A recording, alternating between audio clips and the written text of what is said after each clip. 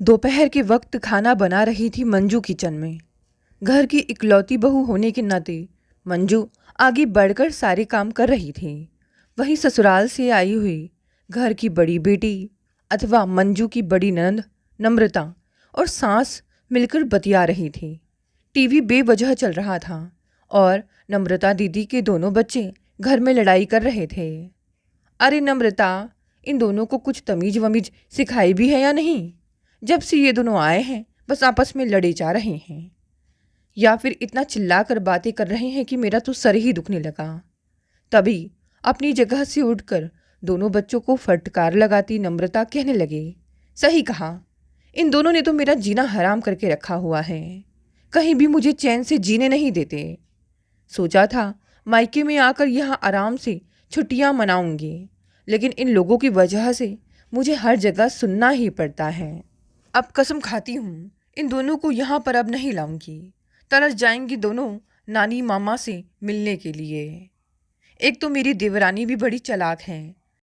मैं सोची थी इस बार छुट्टियाँ मायके मनाऊंगी तो इन दोनों को वहीं पर छोड़ दूंगी, लेकिन महारानी जी पहले ही प्लानिंग करके बैठी हुई थी कि 1 महीने से पहले वापस नहीं आएगी। तब क्या था, मैंने भी चालाकी दिखाई और आ गई यहाँ। भला कौन गर्मी में खट खट कर रोटियां सेकेगा, सबके लिए, वह भी अकेली। मेरी सास क्या कुछ कर गई दुनिया से कि वहाँ पर तो मनमानी ही चलने लगी है। क्यों मम्मी, सही किया ना मैंने यहाँ आकर? बिल्कुल सही किया बिटिया तूने यहाँ आकर। वैसे भी बहू है कि दिन भर अपने कमरे में ही कैद रहती है। तभी सोफे पर कूद रहे गोलू यानी नम्रता के बड़े बेटे को नम्रता ने डांट दिया, चुप होकर बैठ जा वरना तुझे बताऊंगी अभी मैं। माँ की फटकार सुनकर गोलू डरा सहमा जाकर किचन में चला गया, जहाँ उसकी इकलौती मामी गरम गरम रोटियां सेक रही थी। मामी, मामी, पानी पीना है मुझे, पानी तो जल्दी मुझे। अरे अरे गोलू, मैं रोटियां सेक रही हूँ, तुम देख रहे हो ना मेरा हाथ खाली नहीं है, तुम खुद ले लो। गोलू झटके से फ्रिज खोला तो उसके ऊपर रखा हुआ सारा सामान धड़ाधड़ नीचे गिर गया। अरे यार, तुमने तो काम बढ़ा दिया। अच्छा जाओ जल्दी पानी लेकर। फ्रिज को बिना बंद किए ही वह चला गया वापस अपनी माँ के पास। थोड़ी देर बाद मंजू सबके लिए खाना परोसने लगी। अरे बहू, दही बड़े नहीं बनाए क्या तुमने? जी वह तो उड़द अच्छे से फूले नहीं थे, तो मैं अब शाम को ही बनाऊंगी। तभी झट से नम्रता बोल उठी, क्या भाभी, क्या सफ़ेद झूठ बोल रही हो? कल रात को ही मैंने अच्छे से भिगोए थे उड़द दाल। अरे इसे तो बहाना चाहिए काम ना करने का। मेरी बेटियों को देखकर यह जलती है ना, इसीलिए जानबूझकर नहीं बनाए हैं। खैर छोड़, मैं ही तेरे लिए बनाऊंगी अब, इसको हाथ लगाने की भी ज़रूरत नहीं है। सास और ननद की बातों से मंजू का दिल बैठ गया है, इसीलिए वह अपने कमरे में चली गई खाना लेकर। आधे घंटे बाद हॉल से आती आवाज़ ने मानो सीना चीर के ही रख दिया था मंजू का। सास मंजू को बुला रही थी, मंजुआ जरा आके यहाँ बर्तन तो उठा ले। आज ये नई बात नहीं थी कि मंजू को मंजुआ नाम से पुकारा जा रहा था। उस नाम को सुनते सुनते वह अपना नाम मंजू भी भूल चुकी थी, जिसे उसके माँ बाप ने प्यार से दिया था। मंजू बहुत व्यवहारिक थी, चुपचाप रहना, शालीनता से अपनी जिम्मेदारियां निभाना, बस उसे यही आता। कभी उसने किसी को उल्टा जवाब नहीं दिया था, तभी तो सबकी इतनी हिम्मत बढ़ गई थी। कहने को मंजू बहू थी, पर नौकरानी से ज़्यादा इज्जत नहीं थी इस घर में उसकी। 8 बरस पहले मंजू इस घर में शीला की बहू बनकर आई थी। मंजू शीला की एकमात्र बहू थी। शीला ने कमलेश को 3 बेटियों के जन्म के बाद पाया था। काफ़ी मन्नतों के बाद कमलेश पैदा हुआ। बड़ी बहनों का चहेता था कमलेश, और तो और शीला ने भी उसे सिर चढ़ा रखा था, सो पढ़ाई पे कोई ध्यान नहीं देता था। ठाट बाट अभी शीला के छूटे नहीं थे। पति जब तक थे पैसे की कभी कमी नहीं रही, लेकिन उनके जाने के बाद लक्ष्मी भी रूठ गई। अंदर से खाली, पर शीला का रुआब अभी भी सेठों वाला था। पति के जाने के बाद अब घर की सारी जिम्मेदारी शीला की ही हो गई थी, लेकिन उस पर कोई ज़्यादा असर नहीं दिखता था। वही शाम को सारे गांव की खबर लेना, किसकी किससे लड़ाई हुई, किसके घर कौन आया, किसका घर में क्या हाल है, यह सब मानो शीला को जानना जरूरी था। अपने फटे का पता नहीं, पर दूसरे के फटे में जरूर टांग अड़ाने में आनंद आता था। माँ को देख बेटियां भी इसी तरह हरकतें करती। बातों बातों में फंसाकर शीला ने अपनी तीनों बेटियां किसी न किसी के पल्ले बांध दी। बाहरी चमक देखकर लोग मूर्ख बन जाते और शीला की बातों में आ जाते और रिश्ता जोड़ ही लेते थे। अब बारी कमलेश की आई। बच्चों की अधूरी परवरिश के कारण पढ़ाई लिखाई तो कोसों दूर थी। बस पिता के नाम के कारण रिश्ते आ रहे थे जिन्हें शीला इनकार कर रही थी। उसे तलाश थी ऐसे घर की जो उसकी खोई पूंजी वापस लाकर भर दे। ईश्वर सब देखता है। पास के गांव के जमींदार के घर से कमलेश के लिए रिश्ता आया। बहुत अमीर थे। अकेली लड़की थी मंजू। बस शीला को हर हाल में उसे बहू बनाना था। लोगों से जोर लगवाकर शीला ने रिश्ता पक्का करवा दिया। खूब धूमधाम से शादी हुई। गहने कपड़े न जाने क्या क्या शादी में मिला। एक चीज, संस्कार, जिसकी कमी शीला के घर में थी, मंजू के रूप में वो गलती से आ गई, जिसकी शीला को कोई ज़रूरत नहीं थी। कुछ दिन तो सब अच्छा रहा, फिर शीला की मांग बढ़ती गई। मायके जाती तो मंजू को अपने मायके से लाने वाले सामान की लंबी लिस्ट मिलती जाने के लिए, जो उसे अच्छा नहीं लगता था। इस बार जब वह गई तो कुछ नहीं लाई, बस अपनी माँ की एक जरी की साड़ी जो मंजू की नानी ने उसकी माँ को दी थी। उस साड़ी का महत्व केवल उसका परिवार ही जानता था।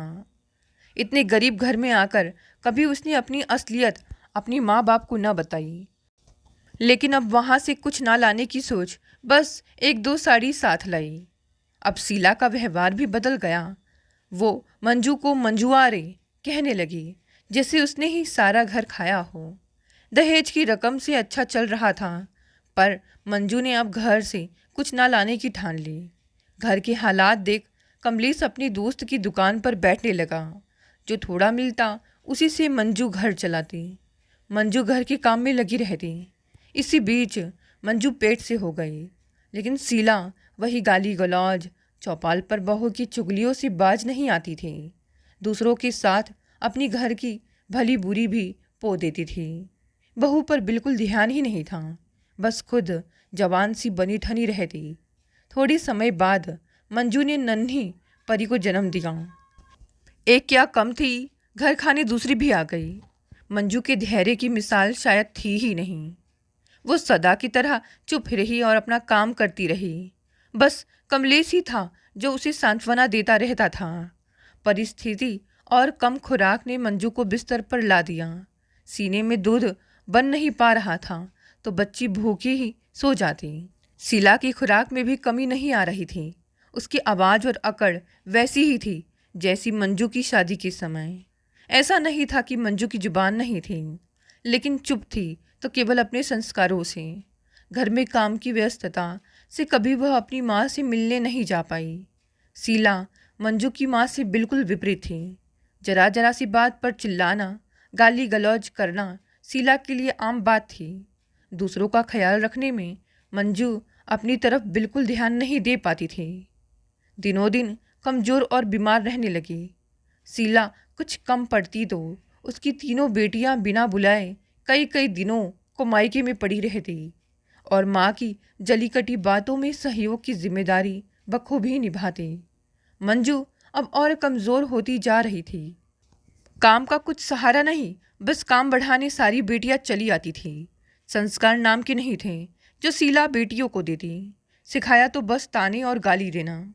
देखते देखते बेटी भूमि भी मंजू के आंचल में 5 साल की हो गई। काश एक संस्कारी आंचल मंजू की माँ की तरह शीला के पास भी होता, जिसे वो अपनी बेटियों को विदा करते वक्त देती, जिसे बेटियां मंजू की तरह मर्यादा में रहकर सहेजती। कमलेश की व्यस्तता घर की अशांति को नहीं देख पाई। शांत स्वभाव की मंजू भी घर की खातिर उसे कुछ नहीं बताती थी। कमलेश सोचता था कि सब कुछ ठीक चल रहा है और इसीलिए सब बहनों और माँ की मनमानी चल रही थी। मंजू को हमेशा शीला यही ताने देती थी कि मेरे 4 बच्चे हैं, मैंने उन्हें नाजों से पाला है, इनको वैसे ही रखना जैसे मैंने इन्हें रखा है, इन्हें बिल्कुल कष्ट नहीं देना और मुंह से एक शब्द भी ना निकालना। कमलेश चाहकर भी माँ के खिलाफ कुछ नहीं बोल पाता था। जब मंजू बहुत घुटती थी तो कमरे में जाकर रो लेती थी। अपनी ज़िंदगी से समझौता, ख्वाहिशों का कत्ल उसे मजबूर कर रहा था। उसने खुद को जिम्मेदारियों की भेंट चढ़ा दिया था। वो कहीं से भी बहू सी नज़र नहीं आती थी, नौकरानी की तरह ही रहती थी। बेटी भूमि भी काफ़ी समझदार, शांत थी। दादी के पास जाने से डरती थी क्योंकि शब्दों को समझ ही नहीं पाती थी। दादी से नागिन नाम सुनकर सहम जाती थी और फिर खेल में व्यस्त हो जाती थी। कमलेश दुकान से देर रात लौटता और खाना खाते ही सो जाता। मंजू देर रात तक घर के काम काज करके सोने जाती, तब तक कमलेश गहरी नींद में होता। बहुत सोचती थी कि कभी फुर्सत से वो दिल की बात कमलेश से करे, लेकिन उसे सोता देख उसको उठाने की हिम्मत वो नहीं कर पाती थी। वो भी थक हार कर सो जाती और कमलेश के उठने से पहले ही उठ के चाय पानी में लग जाती। उस दिन सुबह से ही मंजू को बेचैनी हो रही थी। उसकी उठने की क्षमता खत्म हो रही थी। आज पहली बार उसने कमलेश को घर पर रुकने को कहा, उसे अपने पास बैठाया और उसकी गोदी में सिर रख दिया। मानो उसे जिंदगी मिल गई। आज तक कभी इतने करीब से वो कमलेश से नहीं मिली थी जितना आज। दिल की बात करने का वक्त शायद उस पर बचा ही नहीं था। फिर भी लड़खड़ाई जुबान से बोली, आप अपनी माँ को मेरी माँ का वो आंचल जो उसने विदा के वक्त मुझे दिया था दे देना और बता देना इसे मेरी बेटी भूमि को इस घर से विदा होने पर उड़ा दे और वो इस आंचल की इज्जत बनाए रखे। हर माँ शायद इसीलिए अपनी बेटी को एक साड़ी देती है कि वो ना भूले माँ के वचन और मर्यादा। हम उसका मतलब अभी तक नहीं समझ सके हैं। ये वस्त्र जो मायके से मिलते हैं वो संस्कारों को मर्यादित रखने के लिए होते हैं, दोनों घरों की इज्जत को ढांपने के लिए होते हैं और शायद भाई भाभी भी इसी बात को याद दिलाने को हर त्यौहार पर साड़ी देकर इस परंपरा को निभाते हैं। आज दिल की बात कहकर मंजू सुकून महसूस कर रही थी, लेकिन ये बात काफ़ी देर से कह पाई। इस बात को कहने की हिम्मत ज़रा जल्दी आती तो आज कमलेश को मंजू को खोना ना पड़ता। इस कदर भी संस्कारों को नहीं ओढ़ना चाहिए था तुम्हें।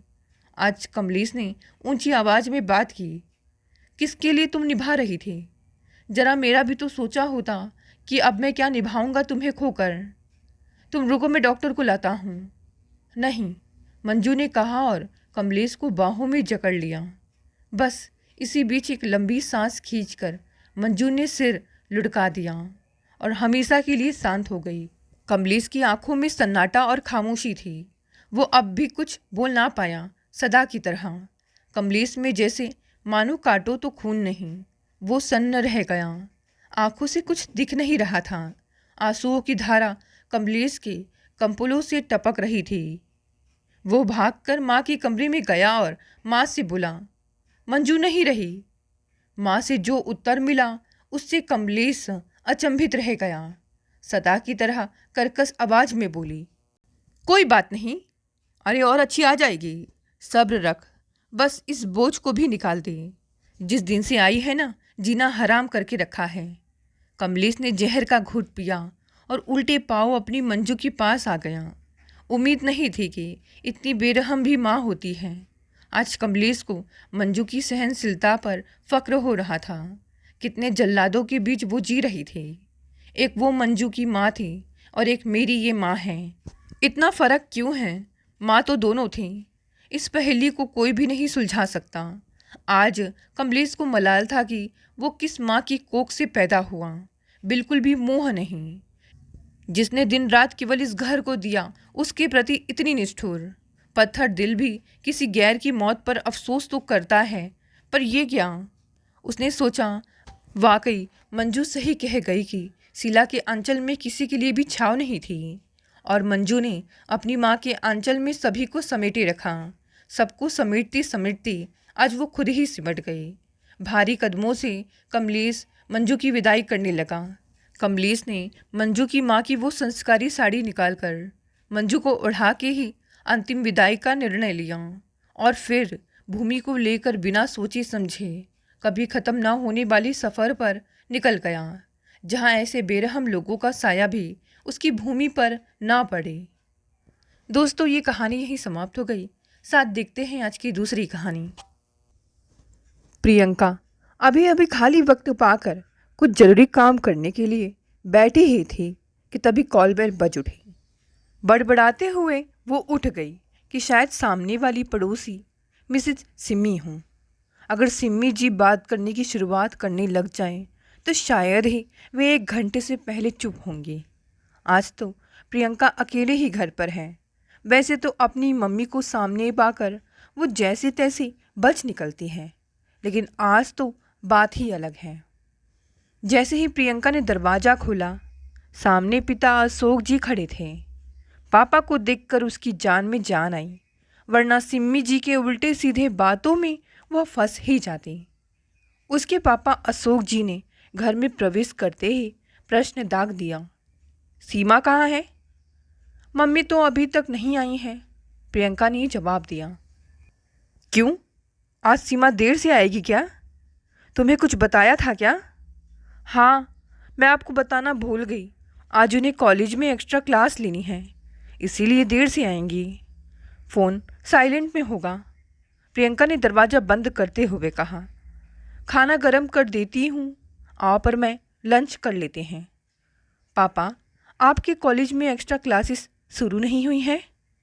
अगले महीने तो फाइनल एग्ज़ाम है, प्रियंका ने पापा को खाना परोसते हुए पूछा। मुझे नहीं लेनी है, मैं अपना कोर्स कंप्लीट कर चुका हूँ। तुम्हारी मम्मी की तो हर साल एक्स्ट्रा क्लास शुरू हो जाती है। पापा, हर साल आपसे ज़्यादा छुट्टियाँ मम्मी की ही हो जाती हैं। घर परिवार रिश्तेदारी भी तो उन्हें ही निभानी पड़ती हैं। आप तो उस समय छुट्टी लेने से मना कर देते हैं। अपनी मम्मी की ही तरफदारी करना। अब देखो, मम्मी देर से आएंगी तो अब घर को मैं ही व्यवस्थित करूँगा। तो आप ही को काम वाली का काम पसंद नहीं आता है। सारी गलती मेरी ही है बस।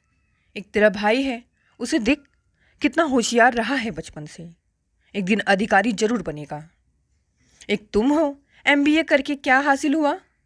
मैंने कहा था PhD ज्वाइन कर लूँ, अभी तक कॉलेज से अटैच भी करा देता। जब अब भाई को उसकी मर्जी से तैयारी करने का समय दे रहे हैं तो मुझे क्यों हर वक्त सुनाते रहते हैं कि यह क्यों नहीं किया, वह क्यों नहीं किया। वह अधिकारी कब बनेगा पता नहीं, मगर मुझे जल्दी नौकरी मिल जाएगा। कह प्रियंका भुनभुना कर अपनी प्लेट सिंक में पटक आई। आज फिर प्रियंका का मूड खराब हो गया था। एक तो नौकरी ना मिल पाने की टेंशन, ऊपर से पापा के ताने। बेटा बहुत प्यारा है, वह कुछ भी करे पूरी छूट है, मगर उसे अपनी ज़िंदगी का छोटा सा फैसला लेने का भी हक नहीं। भला हो मम्मी का, उनकी सपोर्ट से वह MBA कर पाई। पापा तो PhD की रट लगा बैठे थे। प्रियंका ने अपना मूड ठीक करने के लिए अपने ताऊ जी की बेटी को फ़ोन मिलाया। हेलो दी, क्या हाल है? प्रियंका ने पूछा। लगता है आज फिर पापा से बहस हुई है, रूपा ने हंसकर पूछा। हाँ दी, आप तो पापा और ताऊ जी का नेचर जानती ही हैं, हर समय बेटों की तारीफ करना और बेटियों को नीचा दिखाना। सच कहा, तुझे क्या बताऊं, आजकल मेरे लिए रिश्ता ढूंढ रहे हैं। कितना समझाया है पापा को कि मेरा B.Ed पूरा हो जाने दो। उफ, अब क्या करोगी दीदी? क्या कर सकती हूँ, अभी तो कुंडली मिलान ही चल रहा है। देखो, इसके आगे की स्टेप तक पहुँचने में ही 6 महीने साल बीत जाएगा, तब की तब देखी जाएगी। अभी 1 साल बाकी है B.Ed का, बस जो भी हो उसके बाद ही हो। कहीं किसी से कुंडली तुरंत मिल गई तो क्या करोगी? प्रियंका ने पूछा। शुभ शुभ बोल, क्यों मेरे गले में खूंटा बांधना चाहती है? रूपा ने कहा। चलो अच्छा है, अभी मेरे पापा के दिमाग में मेरी शादी का फुतूर नहीं चढ़ा है। शायद तुम्हारी शादी तय होने का ही इंतज़ार है, फिर मेरे पीछे भी पड़ जाएंगी। प्रियंका ने घबरा कर कहा। प्रियंका, कितनी देर से फ़ोन पर हो? एक कप चाय बनाओ जल्दी। सीमा ने अपनी बेटी को आवाज़ दी। ओके बाय दी, मम्मी घर आ गई हैं, फिर बात करूँगी। प्रियंका सुबह से ही अपने लैपटॉप में 5 अलग अलग कंपनियों के इंटरव्यू कॉल में बिजी थे कि उसके पापा ने आकर कुछ कहना चाहा तो उसने उन्हें इशारे से कमरे से बाहर जाने को कहा।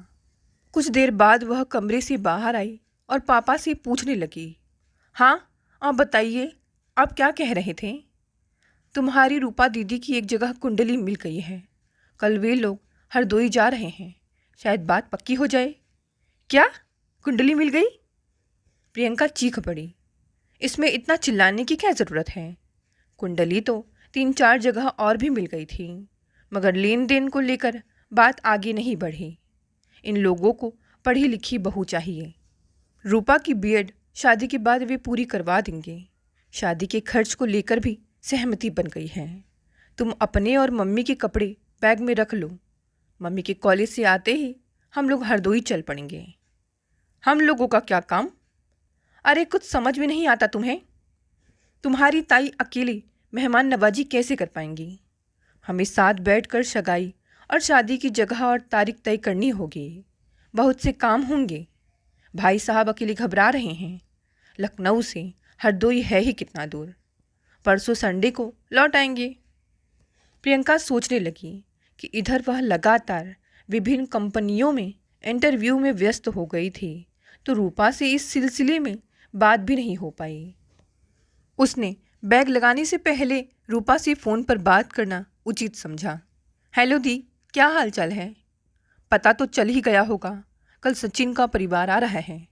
इधर 2 महीने से मैं बहुत टेंशन में आ गई थी। ऐसे ऐसे रिश्ते आए कि मन कर रहा था घर से भाग जाऊं, पर जाती कहाँ। काश आत्मनिर्भर होती तो घर वालों से विद्रोह भी कर सकती थी। रूपा ने अपना दुखड़ा रोया। पापा तो सचिन के परिवार की तारीफ कर रहे हैं कि खुले विचारों के लोग हैं।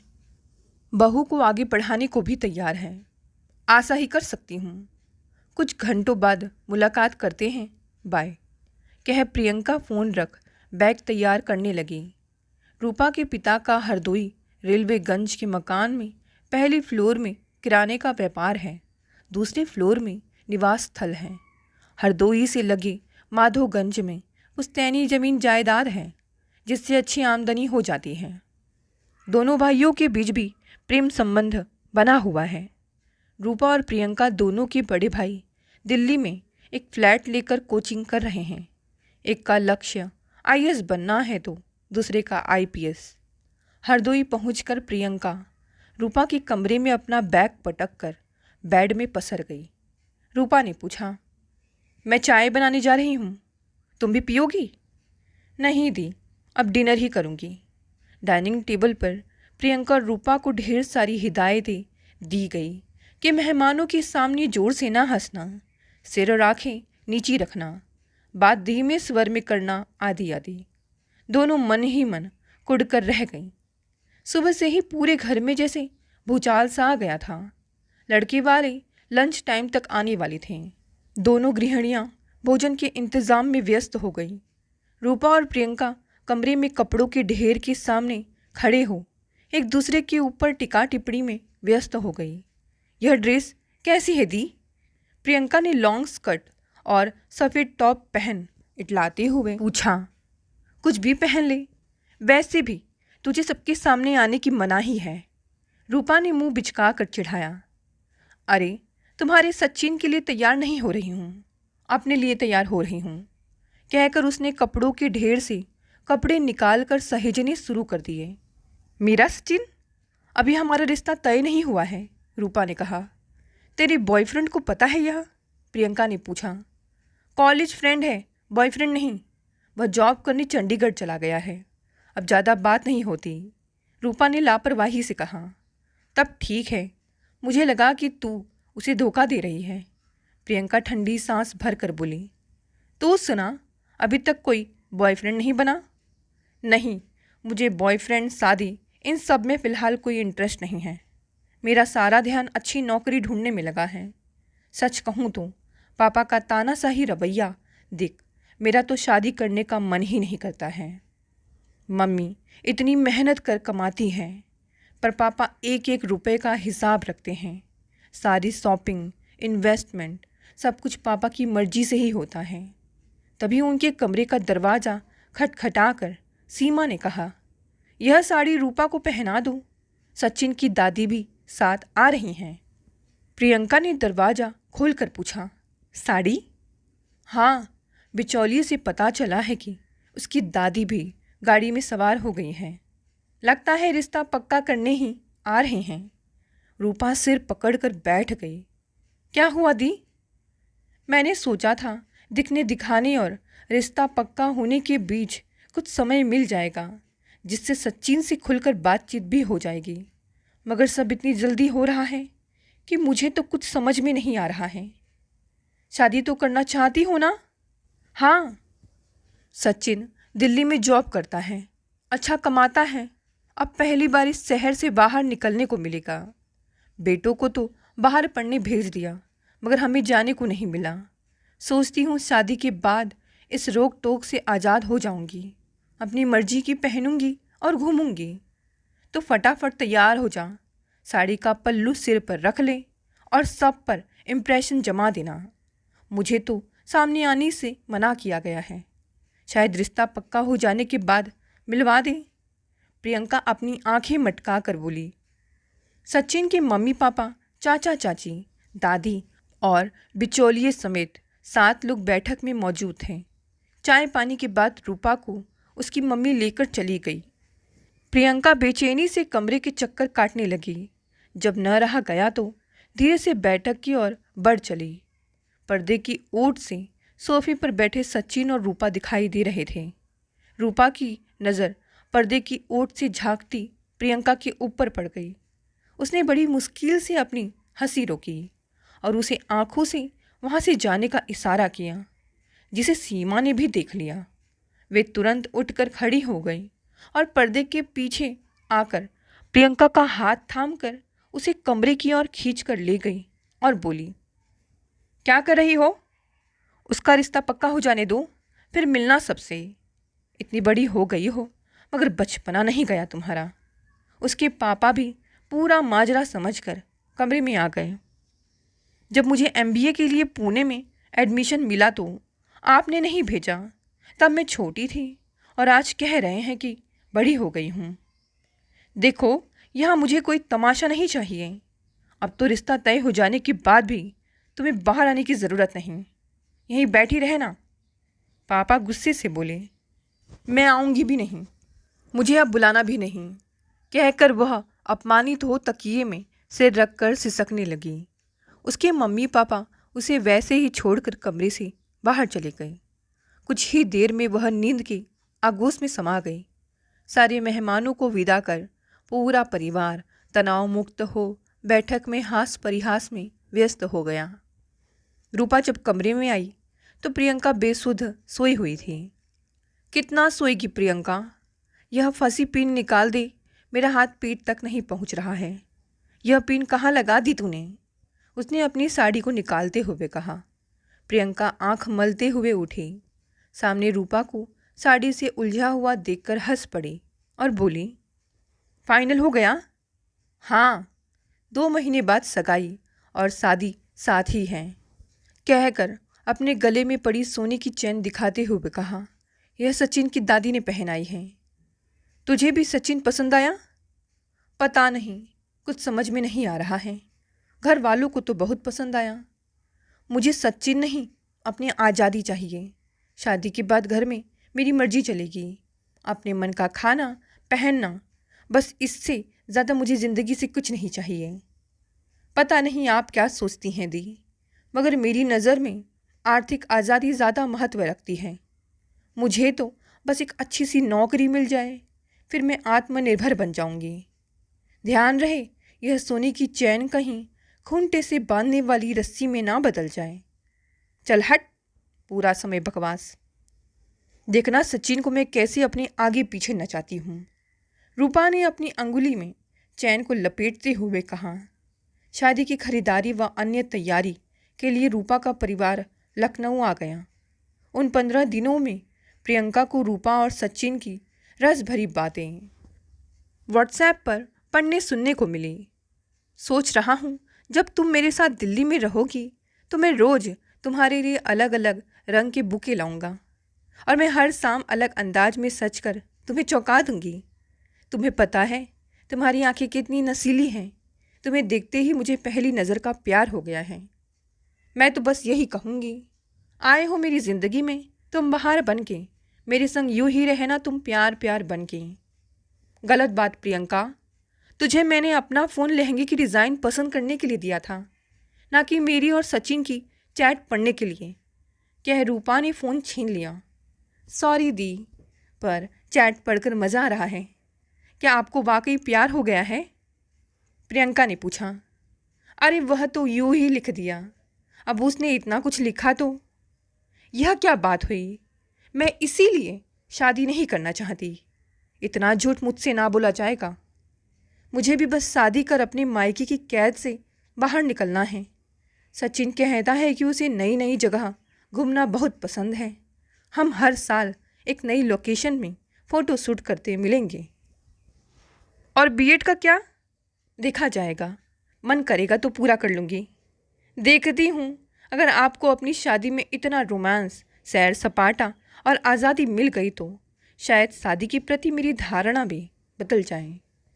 शादी होते ही 15 दिन तो रूपा ने संयुक्त परिवार में घूंघट के भीतर यह सोचकर बिता दिए कि दिल्ली जाते ही वे इन सब बंधनों से आज़ाद हो जाएगी।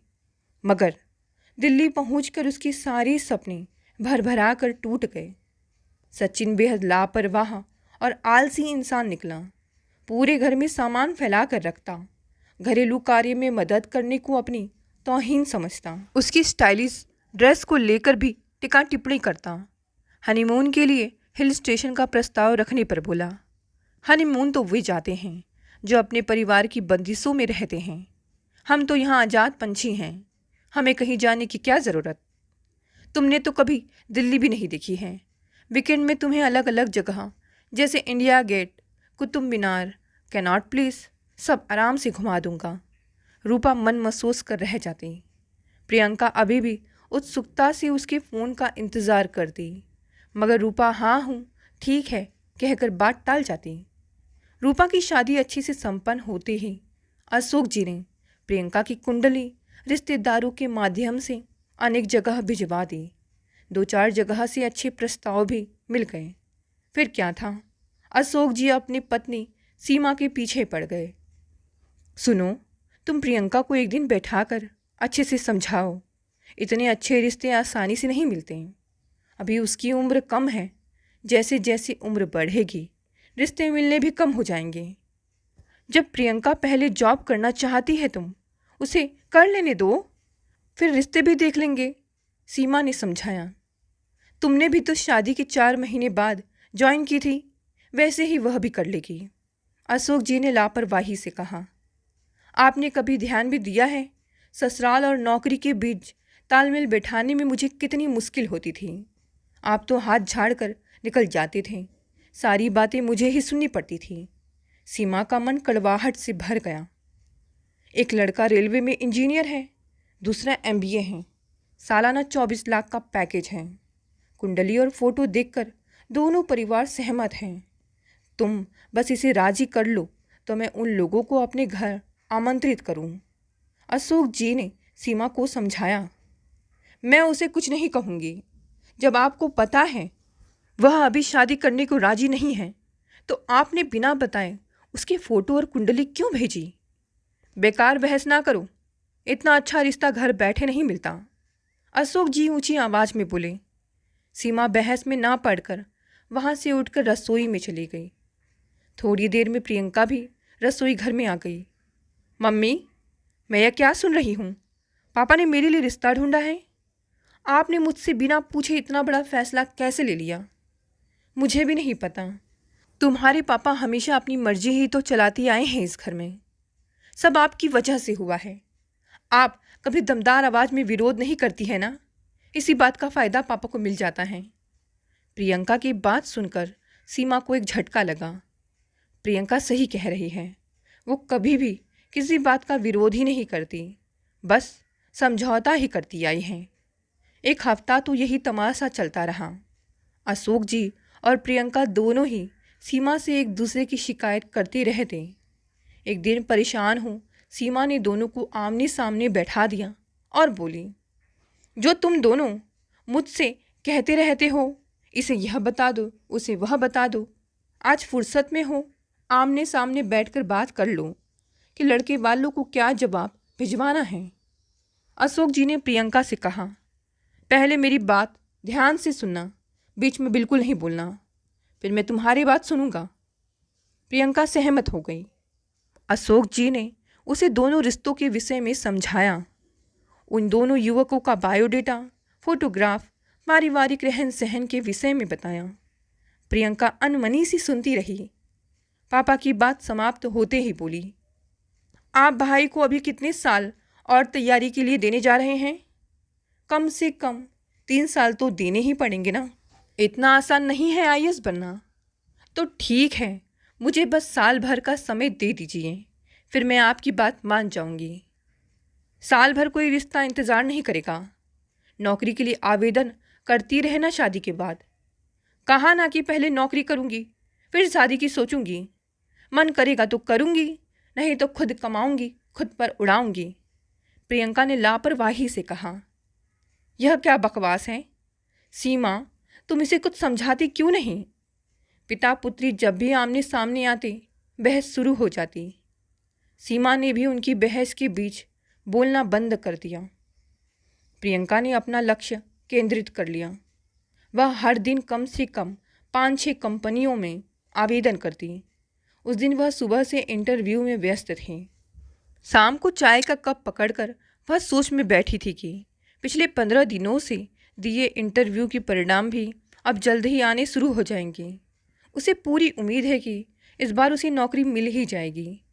तभी सामने से पापा को बिस्कुट का डब्बा लाते देख वह समझ गई कि फिर से उसे शादी के लिए फुसलाने को पापा बिस्कुट का सहारा लेकर आ रहे हैं और उसी समय पर चर्चा करेंगे। उसका सिर अब भारी हो चला था। सुबह से लैपटॉप पर आंखें गड़ाए वह थक चुकी थी। पापा से बहस कर अपना मूड खराब नहीं करना चाहती थी, अतः वहाँ से उठकर बरामदे में रखे कुर्सी पर बैठ गई। अशोक जी भी अब समझ गए।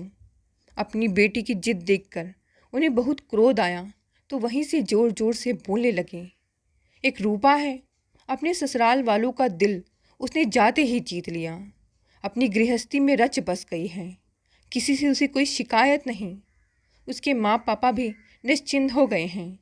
एक हम हैं, इतने अच्छे रिश्ते पकड़ कर बैठे हैं, रोज़ लड़के वालों से संपर्क कर उन्हें रोके हुए हैं, मगर हमारी बेटी सबसे ज़्यादा जिद्दी है। रूपा को देखो, उसे तो बीएड कर करियर बनाने की ही नहीं पड़ी है, एमबीए कर दिमाग खराब हो गया है इसका।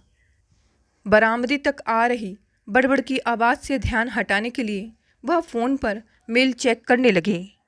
एक मेल को पढ़कर वह उछल पड़ी। उसे मल्टीनेशनल कंपनी में जॉब मिल गई थी।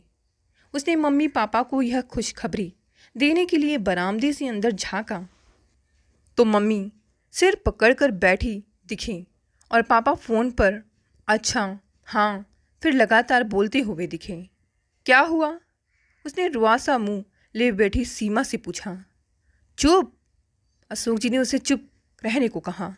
वह सोफे पर बैठ गई। फ़ोन के बंद होते ही अशोक जी चुपचाप दूसरे सोफे पर बैठ गए। कोई कुछ बोलेगा? उसने अपनी मम्मी पापा से पूछा। रूपा के घर पुलिस आई थी, उसके पति की पिटाई करके गई। मम्मी ने कहा। क्या? मगर क्यों? पड़ोसियों से झगड़ा हुआ है क्या? प्रियंका ने पूछा।